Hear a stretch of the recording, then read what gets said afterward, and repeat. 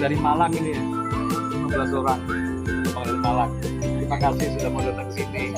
Ya, Happy. luar biasa kita kan ada seminar.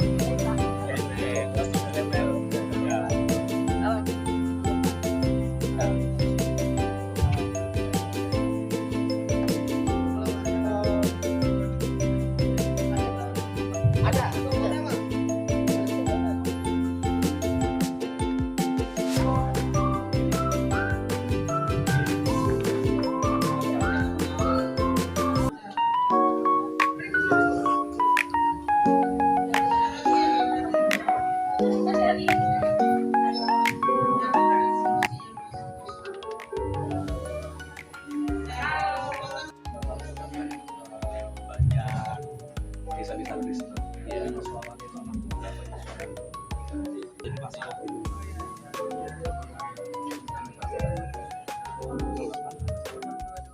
Satu dua. Oke.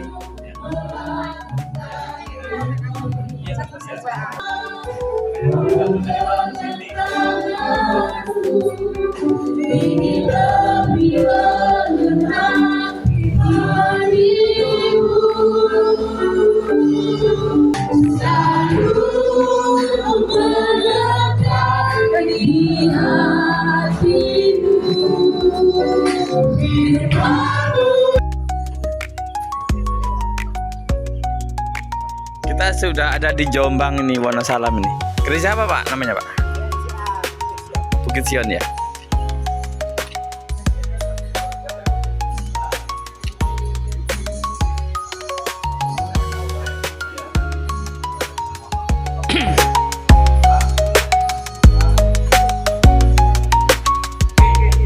Ini pendetanya? Ya. Oh ya, saya masukkan YouTube Pak ya.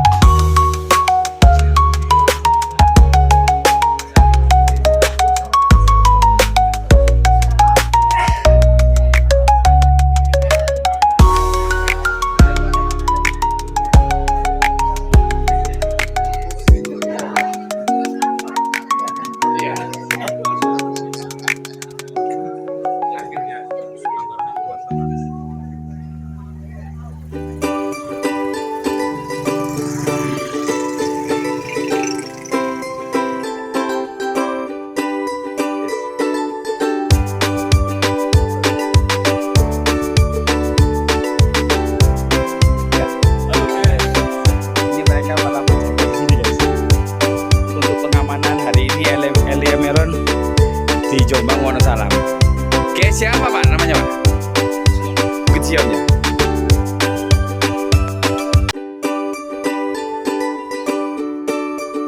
Ini lagi proses penungguan Elia Meron.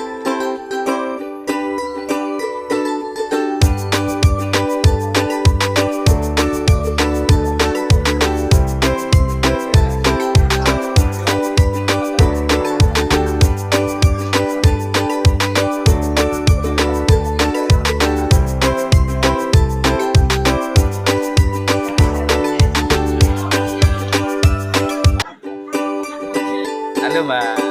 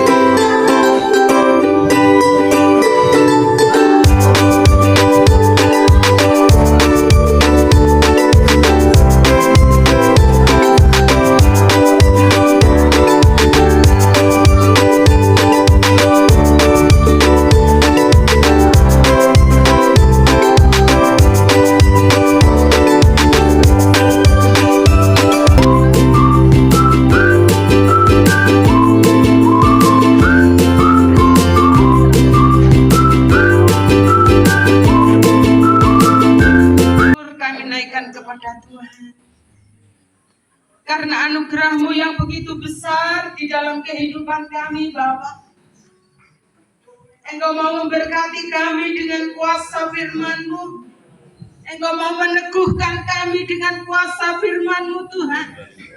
Supaya kami tetap menjadi anak-anak Tuhan yang setia, taat, cinta akan Engkau.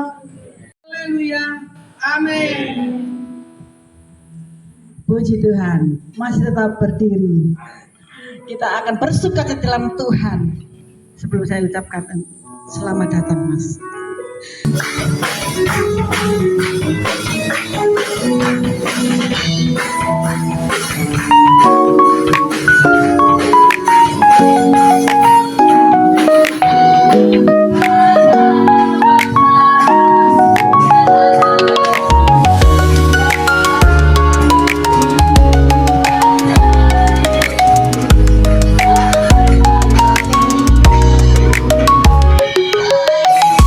Kembali Tuhan kami datang kepadamu. Kami jemaatmu di Kecamatan Wonosalam sangat mengucap syukur kepada Tuhan pada pagi siang ini Tuhan, di mana Tuhan hadir di tempat ini dan Tuhan memberkati dalam badan seminar sebentar yang akan kami nikmati. Urapi hamba-Mu yang akan menyampaikan firman-Mu Tuhan. Percaya hamba-Mu di sini bukan kebetulan, tapi Tuhan sudah merencanakan sebelum hal ini terjadi. Amin. Karena firman-Mu dan ia akan amin. Dan memberkati-Mu akan memberkati kami semua pada siang ini, baik Bapak Ibu Gembala dan pekerja gereja, aktivis gereja di Kecamatan Wonosalam ini. Kau juga berkati Bu Nani yang sudah memberkati kami. Tuhan, 2 bulan yang lalu saya dewasa sama Bu Nani. Waktu kami masih dalam bulan puasa. Pak tahu ini di YouTube? Ya pasti tahu. Karena Tuhan siapa yang nggak tahu YouTube-nya Pastor Elia Miran ya. Semua pasti tahu. Pokoknya ada jaringan internet pasti tahu ya. Nanti tak bawa ke situ Pak. Wah puji Tuhan. Saya langsung ngomong sama diaken gereja. Doa kita dijawab Tuhan. Ada volunteer yang luar biasa mau dikirim ke sini. Amin. Ini kalau bukan Tuhan nggak mungkin ya. Kepada pelosok pegunungan, tapi Tuhan pakai mengirimkan hambanya yang luar biasa. Amin. Terima kasih kembali. Ya, saya Dewi adalah penolong gereja mungkin 2 kali sebab Gospel Surabaya mau dibangun supaya kalau ada daerah Wonosalam ya masuk semuanya kan kami begitu. Saya ada kepala sidang, oke siap.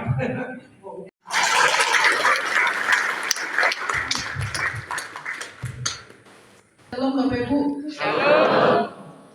Saya beri tema sama dengan tema yang tadi malam saya bawa di Anak Terang di Surabaya, yaitu mengapa harus Yesus.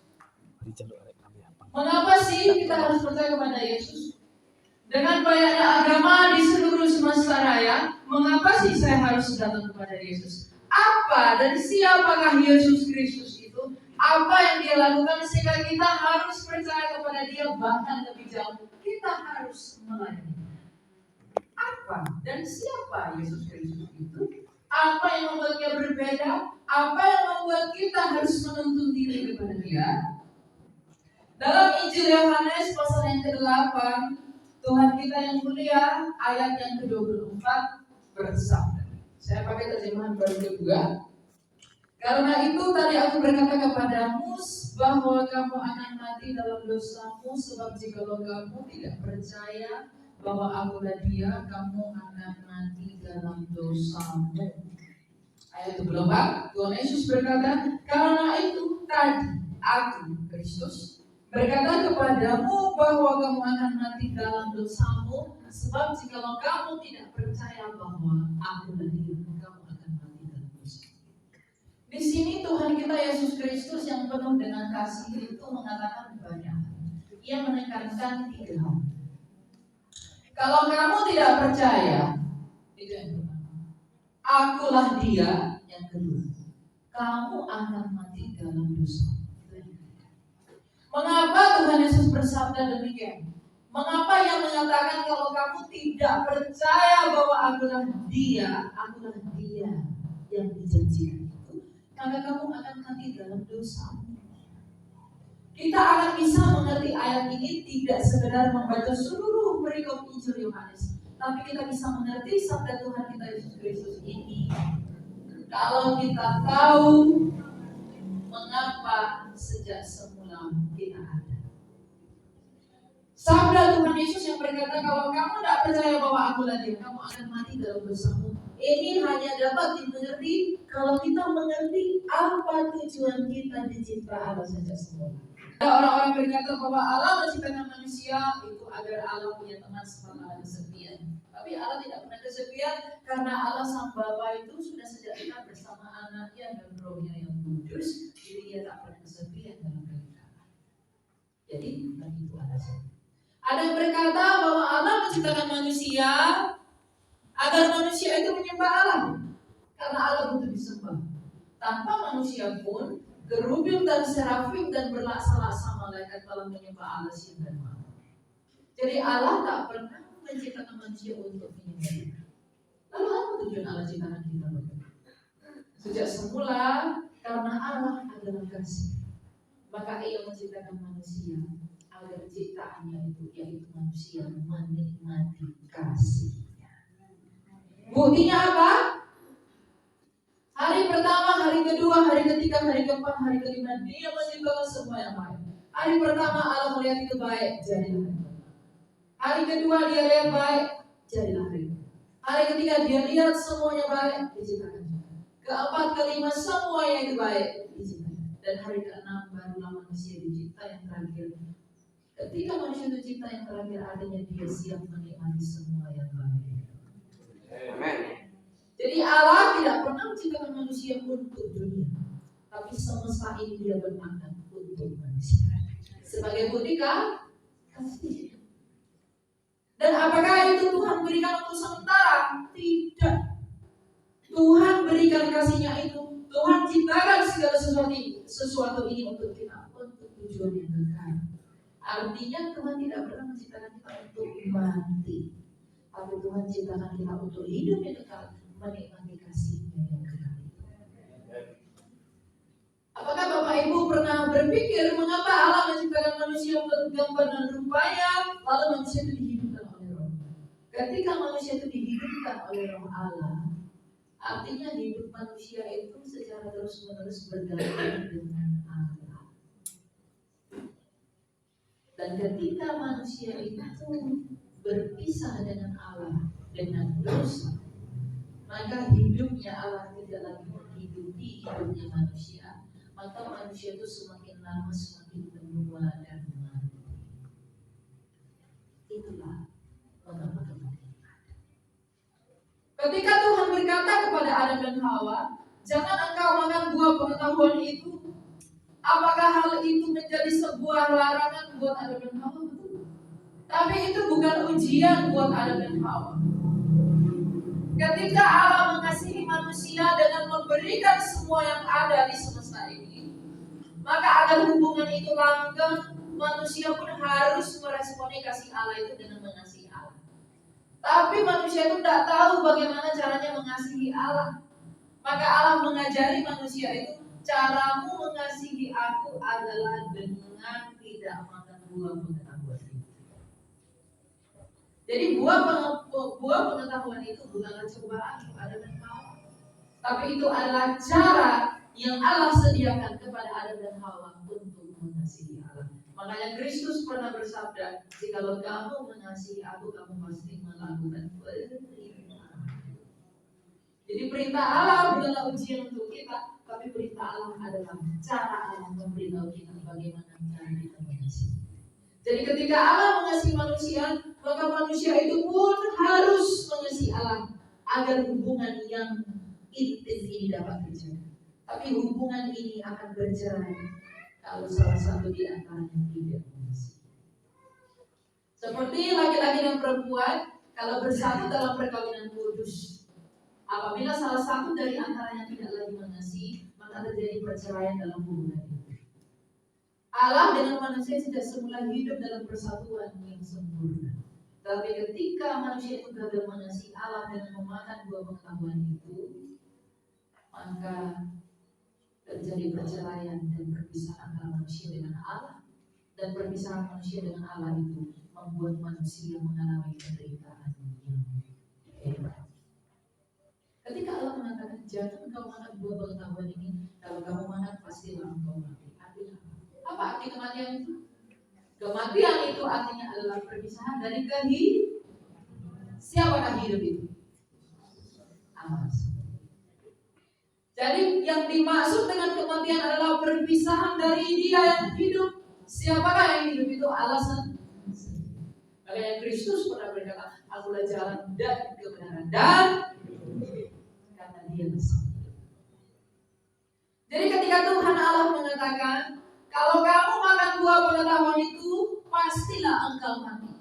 Artinya apa? Kalau kamu gagal, kalau kamu tidak mengasihi aku, engkau akan berpisah dari aku. Dan ketika manusia itu berpisah dengan Allah, maka hidupnya Allah tidak lagi menghidupi manusia. Maka manusia semakin lama semakin mati. Dan akibat perpisahan dari Allah itu adalah kita tidak lagi dihidupkan oleh Allah dan kita tidak lagi di dalam kehendak Allah. Maka kita menerima konsekuensi perpisahan itu, yaitu penderitaan, kesakitan, dan kematian. Manusia itu menjadi rusak. Manusia itu menjadi bejat. Manusia itu menjadi begitu kotor. Apakah Anda tahu betapa mengerikannya efek dosa itu? Ketika Allah bertanya kepada Adam, di manakah engkau Adam? Apakah engkau makan dari buah pohon yang kularang untuk engkau makan? Adam berkata, perempuan yang kau tempatkan di sisiku itulah yang membuat aku melakukan. Siapa yang disalahkan Adam ketika dia berdosa? Bukan Hawa. Allah sendiri. Perempuan yang kau. Betapa jahatnya bukan efek dosa itu. Mengerikan bukan efek dosa itu. Adam menyalahkan sesuatu atas apa yang tidak Allah. Itulah dosa. Dan dosa inilah yang menggerogoti kita seperti penyakit, yang membuat kita menghalangi, yang membuat kita terhalang untuk melihat kasih Allah, sehingga dunia ini mati di dalam penderitaan, mati di dalam kekalahan, dan kita menjadi ciptaan yang rusak. Tapi ketika manusia itu rusak, apakah Allah meninggalkannya? Tidak. Apa yang dijanjikan Allah ketika manusia itu rusak? Apa yang dijanjikan Allah ketika manusia itu gagal? Apa yang dijanjikan Allah ketika manusia itu pada akhirnya tidak sesuai dengan Allah yang diinginkan? Allah tidak menjanjikan agama. Jadi jangan percaya kepada agama. Jangan percaya kepada ideologi, karena Tuhan tidak pernah janjikan ideologi. Jangan percaya kepada bangsawan, karena Tuhan tidak pernah janjikan bangsawan. Tapi apakah yang Allah janjikan ketika manusia itu rusak? Siapakah yang Allah janjikan ketika manusia itu rusak? Dia menjadikan seorang anak laki-laki. Anak laki-laki yang bagaimana? Kejadian 3:15. Aku akan mengadakan permusuhan antara engkau dan perempuan ini, antara keturunanmu dan keturunan perempuan ini, dan engkau akan meremukkan tumitnya, keturunannya akan meremukkan kepalamu, dan engkau akan meremukkan tumitnya. Anak laki-laki ini akan meremukkan kepala ular, dan ular ini nanti akan meremukkan tumit anak laki-laki. Kenapa meremukkan kepala ular? Sebab ular itulah yang mengundang manusia itu masuk ke dalam kematiannya. Maka nanti anak laki-laki ini akan merusak kematian, akan menginjak kematian, dan nanti ular ini akan menemukan tumit anak laki-laki. Sehingga seluruh nubuatan perjanjian lama itu berbicara tentang siapakah anak laki-laki ini. Nabi Musa 1250 tahun sebelum anak laki-laki itu lahir mengatakan bahwa nanti Mesias ini akan datang dari tengah-tengah bangsa Yehuda. Kalau aku datang sebagai pembebas engkau dari perbudakan Mesir, maka nanti dia yang akan datang itu akan membebaskan engkau dari perbudakan iblis. Nabi Yesaya 750 tahun sebelum anak laki-laki itu lahir berkata bahwa nanti anak laki-laki ini akan dihina, ia akan dicaci, ia akan ditikam, dan dia akan ditempatkan di antara orang jahat. Dan dia mengalami semuanya itu oleh karena pelanggaran-pelanggaran kita, tetapi oleh karena tidur-tidurnya kita menjadi sembuh. 700 tahun sebelum anak laki-laki itu lahir, Nabi Mika mengatakan bahwa nanti anak laki-laki ini akan lahir di Bethlehem di sebuah kandang domba yang hina. 1000 tahun sebelum anak laki-laki ini lahir, Raja Daud mengatakan dalam Mazmur 22 bahwa nanti anak laki-laki ini akan berseru, Eli, Eli lama sabachthani, ketika tangan dan kakinya dipaku dan anjing-anjing mengerumuni. Hosea mengatakan nanti anak laki-laki ini akan diasingkan ke Mesir. Yeremia dan juga Yehezkiel mengatakan nanti tulang anak laki-laki itu tidak akan dipatahkan. Dan nanti anak laki-laki itu akan mengendarai seekor keledai dan ia akan disebut Raja Hosana bagi anak.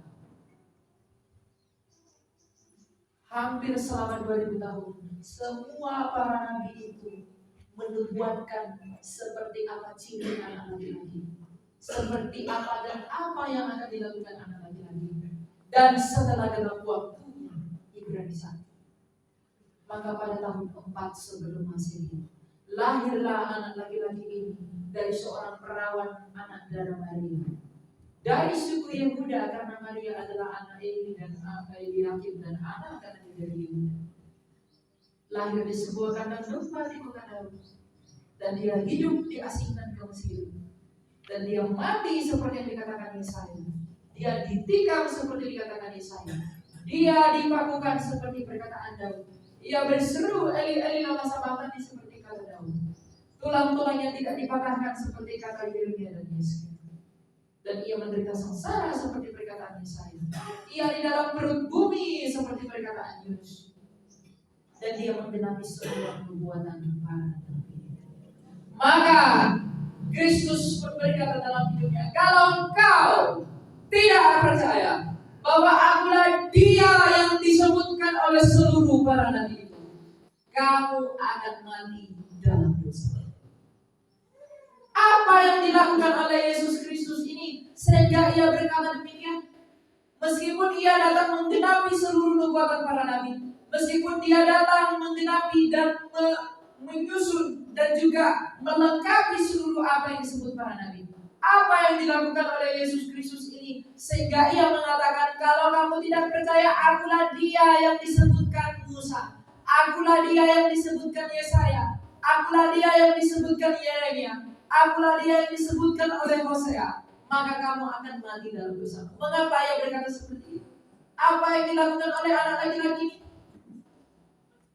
Karena sejak semula kita dicipta untuk hidup yang kekal, dan hidup yang kekal itu terhalang oleh karena dosa kita. Maka yang dilakukan anak laki-laki ini agar kembali kepada hidup yang kekal adalah menyelesaikan dosa dan mengalahkan dosa. Bagaimana cara anak laki-laki ini menyelesaikan dosa? Dosa dalam bahasa Ibrani disebut dengan hatah. Hatah itu artinya hutang. Dan ketika Kristus naik di Kalvari, ia berkata dalam sabda yang terakhir, sudah selesai. Tetelestai adalah bahasa Yunani bagi seorang yang berhutang. Jadi ketika Kristus berkata tetelestai, dia membayarkan surat hutang manusia. Dia membayarkan surat hutang dosa. Emang dosa apa sih kita kepada Allah? Kita berhutang apa sih kepada Allah sehingga Yesus melunasi hutang itu? Apa hutang kita kepada Allah? Ingat, sejak semula kita gagal mencintai Allah, maka hutang kita kepada Allah adalah cinta. Dan tidak ada yang bisa mencintai Allah dengan baik, karena kita semuanya sudah jatuh dalam dosa. Maka bagaimana cara Kristus melunasi hutang kita kepada Allah? Karena hutang kita adalah cinta, karena kegagalan kita adalah mencintai Allah. Maka cara Kristus melunasi hutang kita adalah dengan taat membuktikan cintanya sampai mati di Kalvari. Jadi ketika ia berseru, Ya Bapa, ke dalam tangan-Mu kuserahkan nyawaku. Ketika ia berkata sudah selesai, ia membuktikan kasih-Nya yang total. Ia membuktikan keberhasilannya mengasihi Bapaknya. Ia membuktikan kesuksesannya mengasihi sang Bapa. Sehingga dengan keberhasilannya mengasihi Bapa, ia menutupi semua kegagalan kita mengasihi Allah. Maka di dalam Dia surat hutang dosa kita dipakukan di atas salib. Tapi selain melunasi dosa, apa yang Dia lakukan? Dia melakukan hal yang lebih besar, yaitu mengalahkan dosa.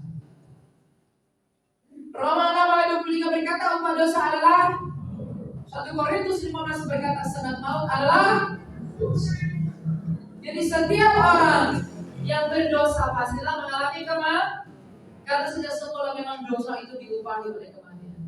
Maka bagaimana cara Kristus untuk mengalahkan kematian itu? Cara Kristus mengalahkan kematian itu adalah dengan kematiannya. Kita baca dalam Ibrani pasal kedua ayat 14b.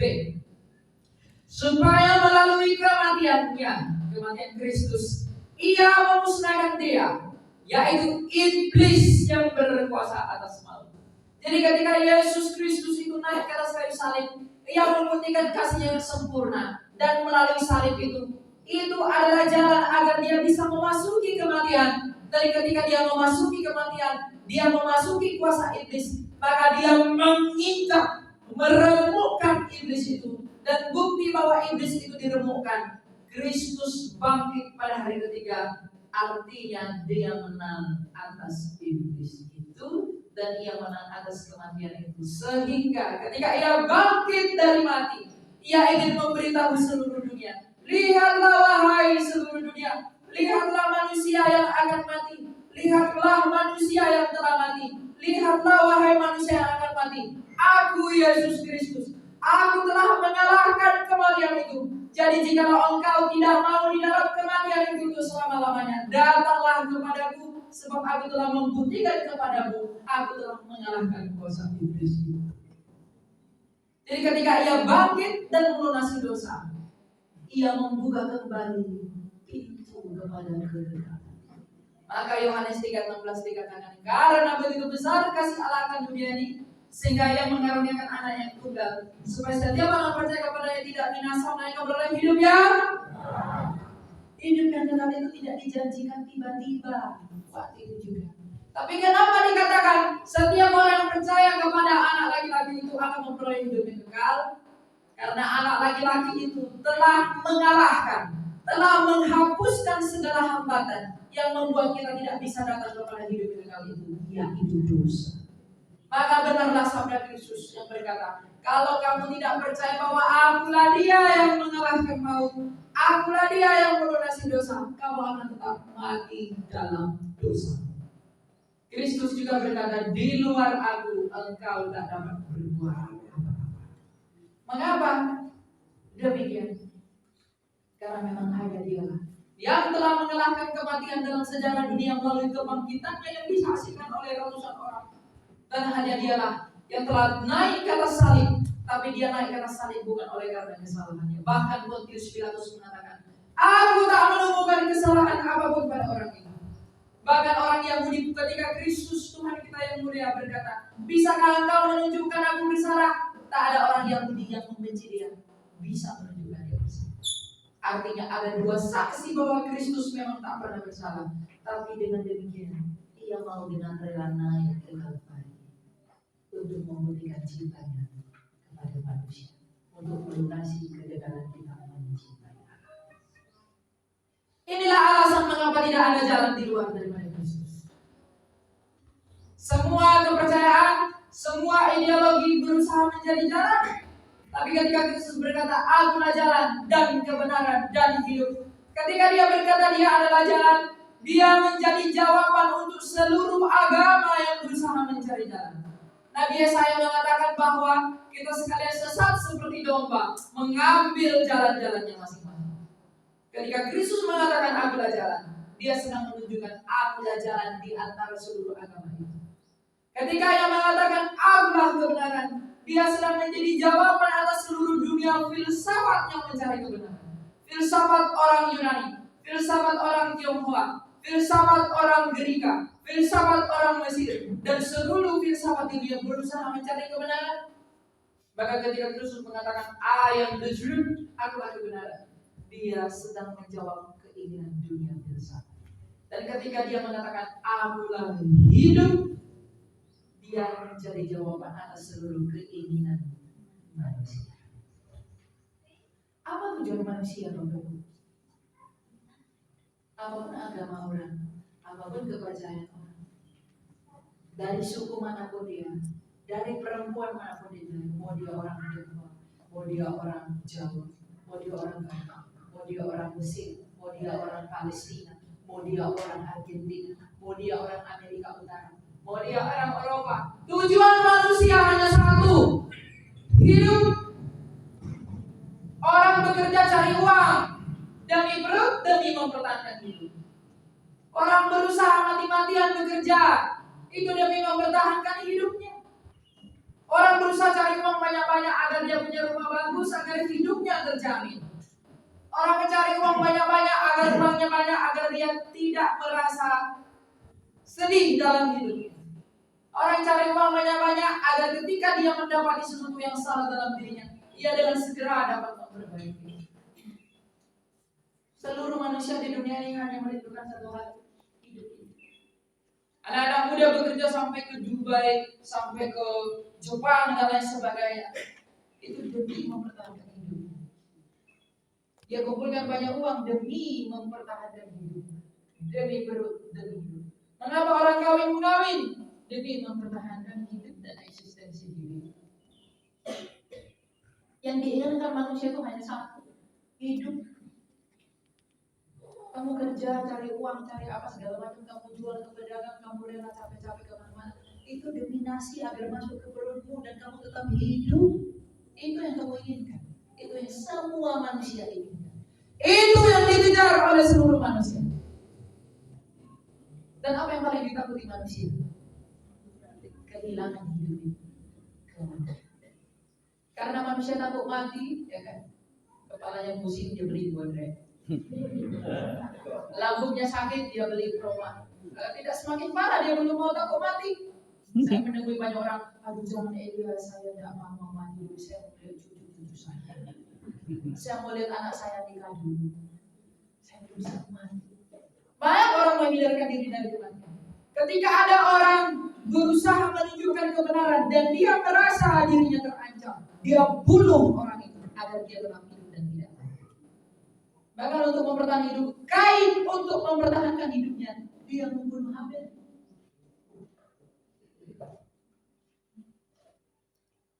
Dan banyak tokoh di Perjanjian Lama demi mempertahankan dirinya, dia membunuh sesamanya. Artinya apa? Dia ingin sekali hidup dan dia takut untuk mati. Itu keinginan manusia. Keinginan untuk hidup terus dan ketakutan untuk mati. Kalau yang engkau dan manusia inginkan adalah hidup, kalau yang dicari manusia adalah hidup, dan yang ditakuti dan yang paling dihindari manusia adalah kematian, mengapa engkau tidak mempercayakan jiwamu kepada Dia yang telah mengalahkan kematian dan menganugerahkan hidup melalui kebangkitannya itu? Mengapa tidak? Apakah alasan manusia menolak Yesus Kristus? Tidak ada.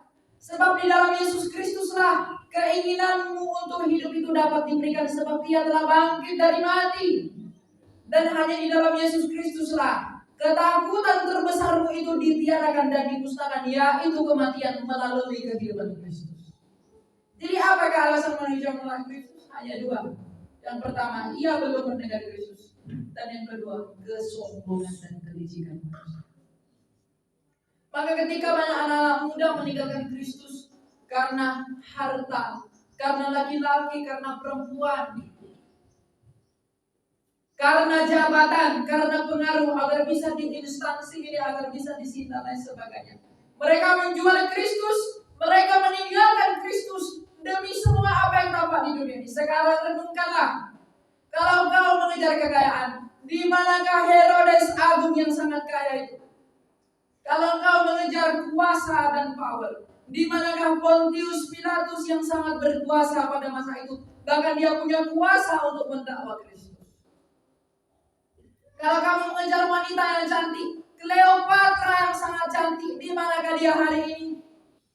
Kalau kamu mengejar ketampanan, Ptolemy, Alexander the Great, Alexander Agung, Raja Ahasuerus, Raja Koreshi Agung, pemimpin Babilonia, pemimpin kerajaan Media Persia, pemimpin bangsa Gerika, kekaisaran Roma yang sama-sama tampan. Di manakah mereka hari ini? Di bawah kaki, di dalam tanah. Jadi kalau kita mengejar kekayaan, kita mengejar kuasa, kita mengejar kecantikan, kita mengejar ketampanan dengan meninggalkan Kristus, kita akan bernasib sama dengan mereka yang telah memiliki semua yang kita inginkan itu sampai hari ini.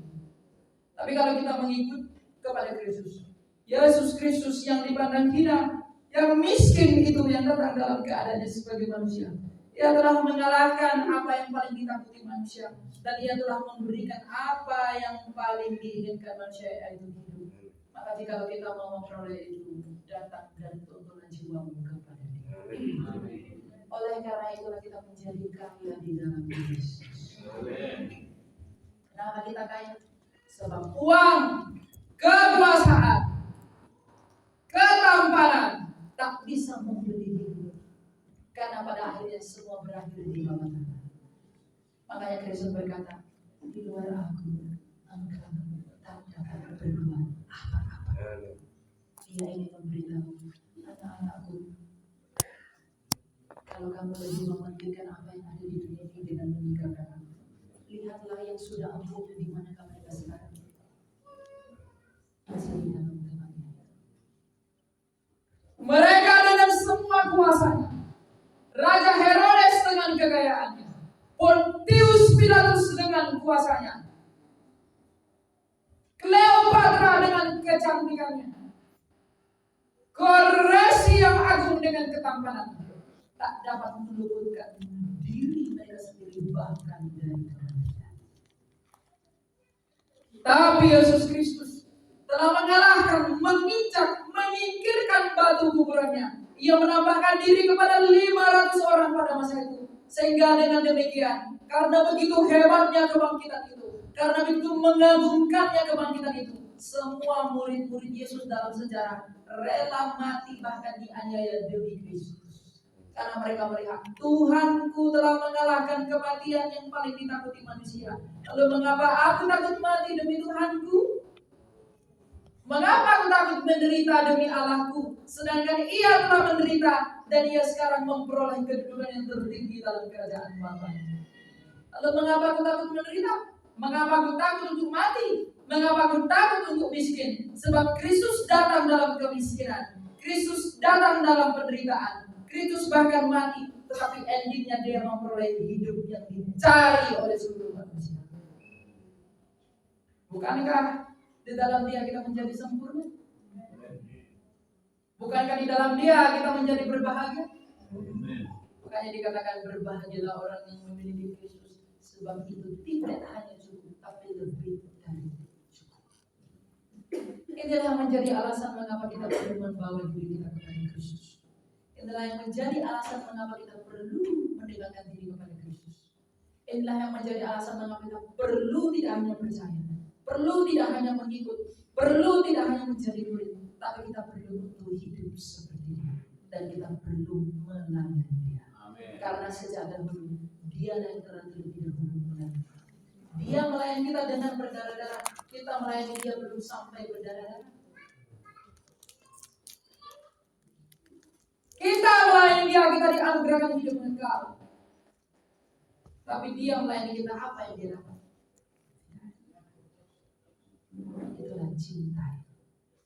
Oleh karena itu, tidak ada jalan yang lain selain daripada Yesus.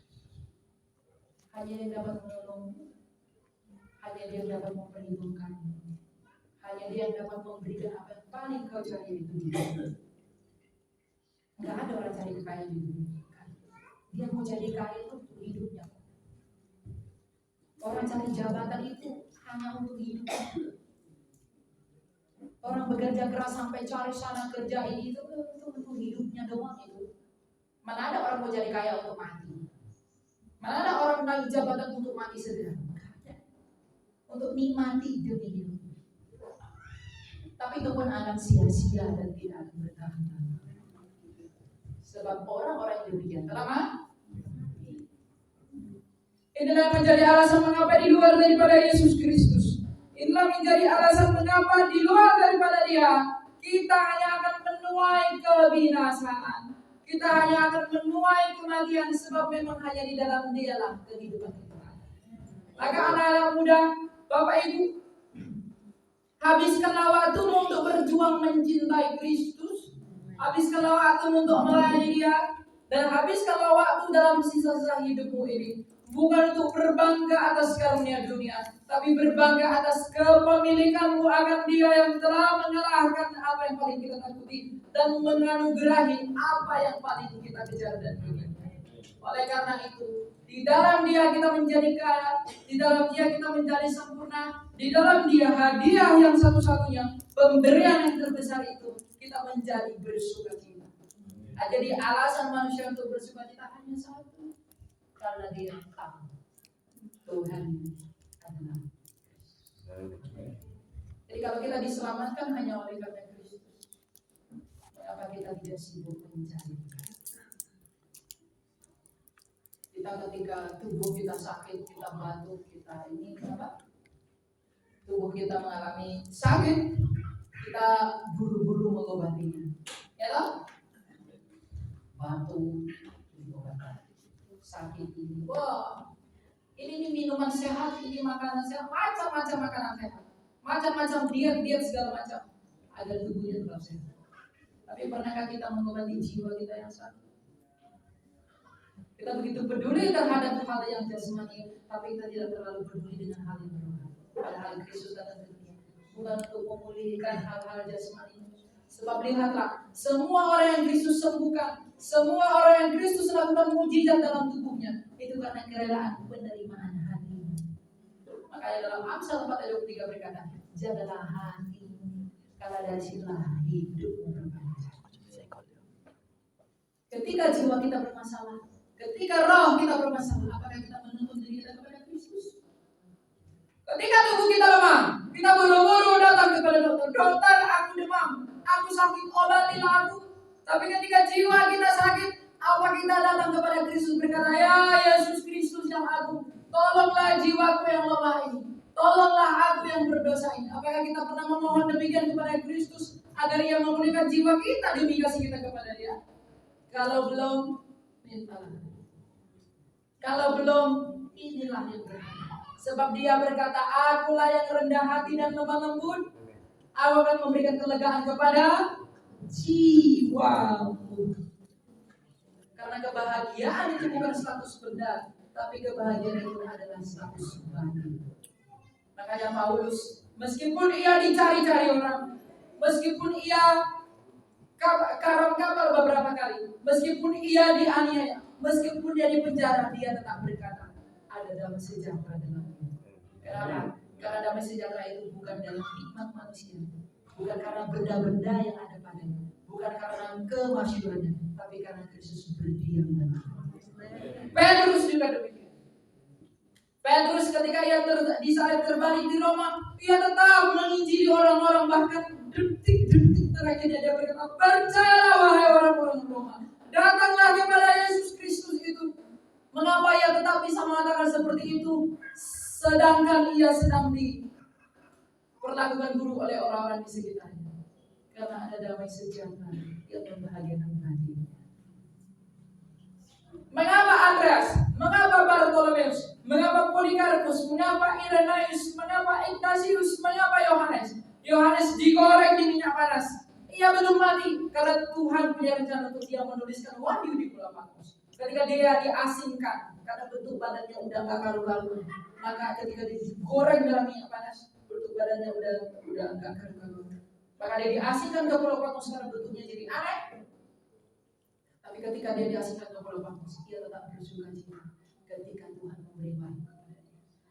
wanita yang seperti ini di tengah dunia jahat ini tidak ada, dan itu tidak bisa diusahakan manusia, itu hanya bisa diberikan oleh Allah.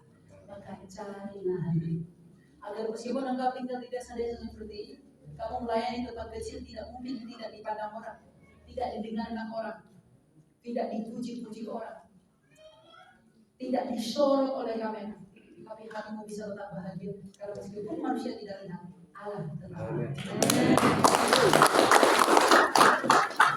Di sini mengapa saya mengatakan ini? Para bapak ibu yang melayani Tuhan, karena saya dengar banyak di sini para pelayan yang mau belajar. Melayanilah Tuhan bukan oleh karena manusia.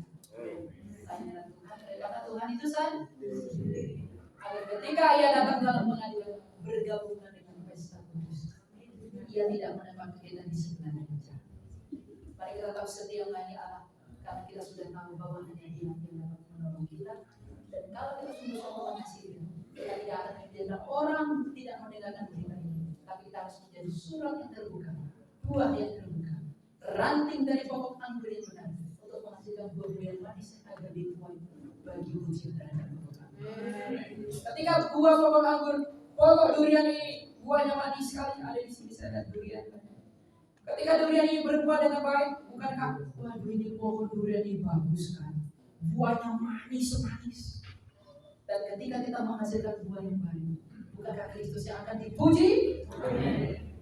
Kristus adalah pokok anggur, kita ranting dan kita harus berbuah. Kalau kita berbuah manis, bukankah pokok anggur yang akan dipuji? Kalau kamu melayani tapi yang dipuji dirimu sendiri dengan menyagungkan bukan dirimu, kamu tak melayani Kristus, kamu mengambil kemuliaan. Seperti buah-buah, ketika dia berbuah manis, berbuah mantap, dia yang dipuji adalah pokoknya.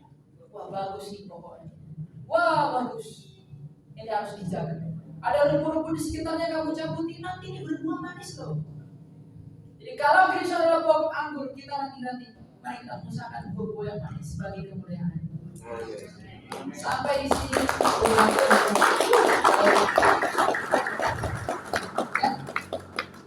Mungkin kita tutup dengan doa ya. Mari kita berdoa. Tuhan Yesus Kristus yang mengasihi manusia dalam tangan kami berbangkang, kami sekali kami untuk memberikan anugerah bisa. Kami bersyukur kepada ya Tuhan bahwa di dalam hari-hari ini Engkau memberikan anak kami berdapat dari berita-berita terus. Biar sekiranya perintah-perintah keberkati itu dapat kami jalankan dengan baik di dalam Tuhan. Karena dengan demikian kami dapat mencari dan keberkatan dari Kristus. Tuhan Engkau tahu bahwa kami tak mampu menemani. Engkau tahu bahwa kami tak dapat melakukan yang kudus. Engkau tahu bahwa kami lemah dalam hal ini. Oleh karena itu Tuhan tolonglah kami dan pulihkan jiwa kami agar kami mengarahkan hidup kami sebelumnya ke dalam Tuhan. Agar kami mengarahkan hidup kami dalam planet yang benar, dalam motivasi yang benar untuk dapat menggunakan. Kuatkan tangan kami untuk mengikuti dan juga melalui apa yang berkenan.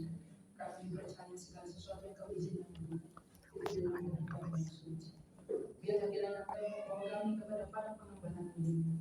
Tuntun kami untuk makan rumput dari pohon kehidupan. Dan biarlah kami selalu di dalam pengawasan. Agar dengan hidup bersama dengan Engkau, agar dengan hidup berdamai dengan Engkau segala sesuatu agar kebahagiaan dengan hidup. Sebab adakah hal yang lebih berbahagia selain daripada bersatu dengan Engkau, wahai pencipta. Oleh karena itu berbuat hatilah belas kasihlah kepada kami. Teguhkanlah hati kami, kuatkanlah pikiran kami, dan kiranya Engkau yang berdoa di dalam kami. Biarlah Engkau yang selalu memberikan kasih-Mu kepada kami, agar kami dapat melayani dalam ketulusan. Kami dapat membawa jiwa-jiwa di dalam motivasi yang benar dan adil. Agar dengan demikian kami menghasilkan berbuah yang baik, bukan oleh karena diri kami sendiri, tapi oleh karena perkenan kami. Sebagaimana pokok yang memberikan air bagi ranting, maka berikanlah kami air dari hidupmu Kristus. Agar sekiranya dengan hidup di dalam kami, agar sekiranya dengan tercapai dalam kami, kami dapat menghasilkan buah yang benar, buah yang manis, buah yang suci bagi kemuliaan, agar kelak kami dapat menikmati kerajaan. Ya Tuhan, sucikan hati dan pikiran kami, agar pada hari ini ketika kami belajar, kami dapat menerima pengetahuan itu bukan hanya menjadi pengetahuan bagi kami yang disalahgunakan sebagai tradisi, tapi kami mempergunakan pengetahuan itu seperti nikmat yang ada padamu, sehingga kemuliaan kami hati seperti hatimu, agar kami mengasihani siapa yang Kau kasihani, kami melihat siapa yang Kau lihat, kami mendatangi siapa yang Kau datangi, kami menolong siapa yang Kau tolong, dan kami berbicara kepada siapa yang Kau berbicara, agar dengan demikian kami dapat menggenapi kehendak yang suci, yaitu seperti Kristus, hidup seperti Engkau, yang dengan demikian kami dikenali sebagai buah-buah manis. Ya Tuhan Yesus, biarlah kiranya Engkau memberkati gereja Kudus ini. Engkau adalah pemimpin dari seluruh gereja semesta.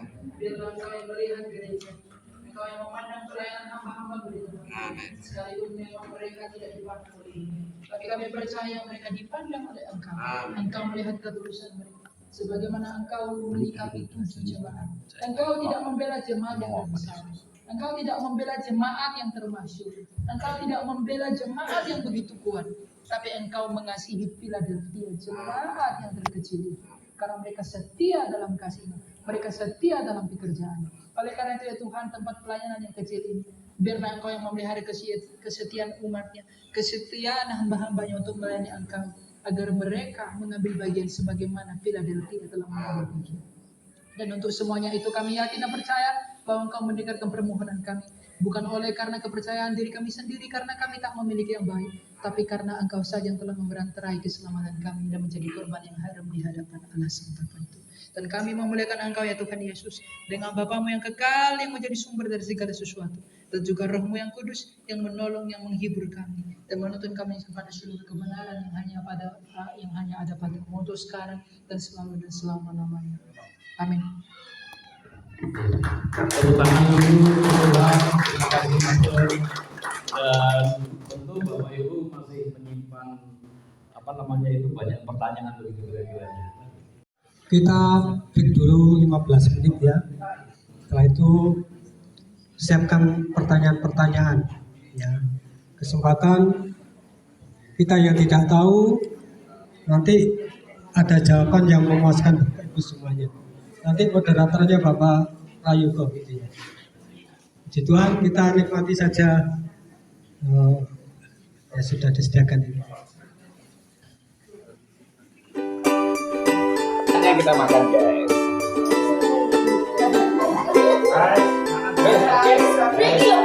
Ambil ikannya. Kita makan saya. Rawon.